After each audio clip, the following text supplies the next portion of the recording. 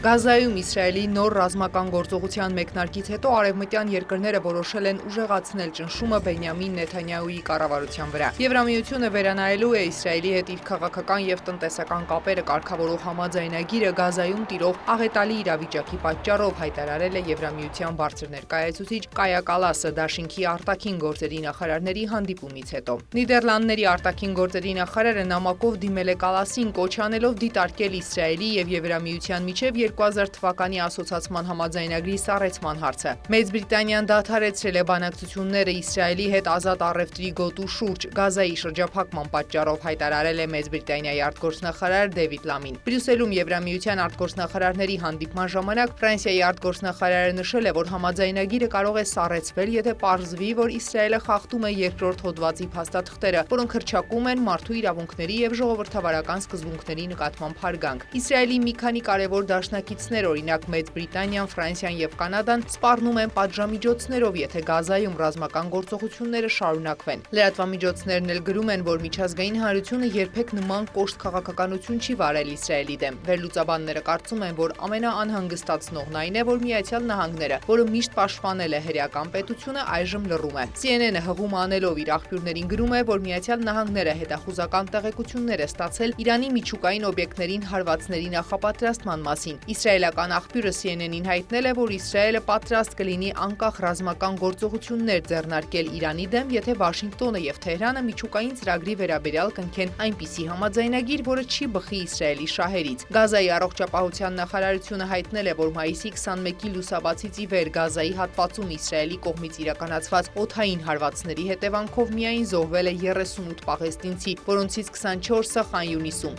Այսպիսով, մեկ օրում պաղեստինյան անկլավում զոհերի թիվը հասել է 98-ի։ ՄԱԿ-ի տվյալով շրջափակման մեղմացումից հետո, որը հայտարարվել էր երկուշաբթի օրը, օգնություն մինչև այժմ չի բաշխվել։ Իսրայելը պահանջում է, որ բեռները իջեցվեն Քերեմ Շալոմ անցակետում, ապա վերաբեռնվեն եւ սպասեն մուտքի թույլտվությանը, հայտարարել է ՄԱԿ-ի խոսնակը։ Նա նաեւ ընդգծել է, որ վարչապետ Բենյամին Նեթանյահուի շրջափակումը թույլատնելու հայտարարությունից 2 օր անց Իսրայելը դեռ խոչընդոտում է սննդամթերքի մուտքը Գազայի հատված։ Օրերս Իսրայելը հայտարարել էր Գիդեոնի կարգերը գործողության շրջանակում Գազայի հատվածի հյուսիսում եւ հարավում լայնածավալ ցամաքային գործողություններ սկսելու մասին։ Իսրայելի վարչապետն էլ նախազգուշացրել էր ամբողջ Գազայի հատվածի նկատմամբ ռազմական վերահսկողություն հաստատելու մտադրության մասին։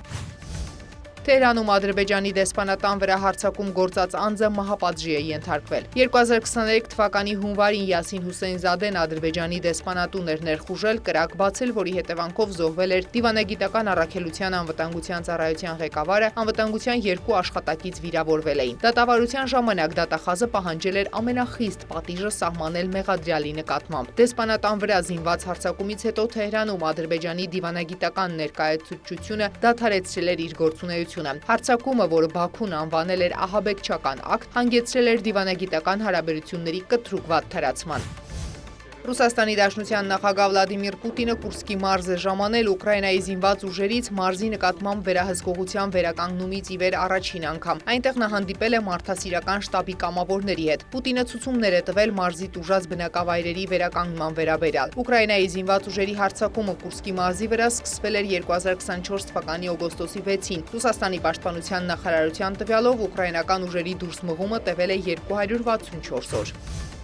ԱՄՆ փոխնախագահ Ջեյ Դի Վենսը Իտալիա մեկնելուց առաջ կրկին հաստատել է, որ Միացյալ Նահանգները դուրս կգա ռուս-ուկրաինական կարգավորման գործընթացից, եթե առաջընթաց չլինի։ Միացյալ Նահանգները պատրաստ է լինել խաղաղության գործընկեր։ Մենք դա առաջարկել ենք ռուսներին եւ ուկրաինացիներին, նշել է ԱՄՆ փոխնախագահը, հավելելով Վաշինգտոնը կարծում է, որ Ռուսաստանի նախագահը չգիտի, թե ինչպես են վերջ տալիս պատերազմներին։ Եվրամիության անդամ երկրների Դամասկոսի դեմ նախկինում կիրառված տնտեսական պատժամիջոցները չեղարկելու որոշումը կնպաստի Սիրիայի կառավարության ամրապնդմանը եւ զարգացմանը, հայտարարել է Սիրիայի ժամանակավոր կառավարությունում պաշտպանության նախարար Մուրհաֆ Աբու Կասրան, ընդգծելով, որ իր երկիրը բարձր է գնահատում այդ որոշումը։ Մենք շնորհակալ ենք բոլոր կողմերին, որոնք նպաստել են որոշմանը եւ հաստատում ենք, որ այս քայլը նոր սկիզբ է զարգացման ճանապարհին։ Սիրիան շարունակում է վերականգնել իր առաջատար դերը տարածաշրջանում եւ աշխարհում, հայտարարել է պաշտպանության նախարարը։ Մայիսի 20-ին Կայա Կալասը հայտարարել էր, որ Եվրամիությունը կչեղարկի Սիրիայի դեմ Բաշար Ասադի օրոք սահմանված տնտեսական պատժամիջոցները։ Մերի Ներսիսյան, լուրեր։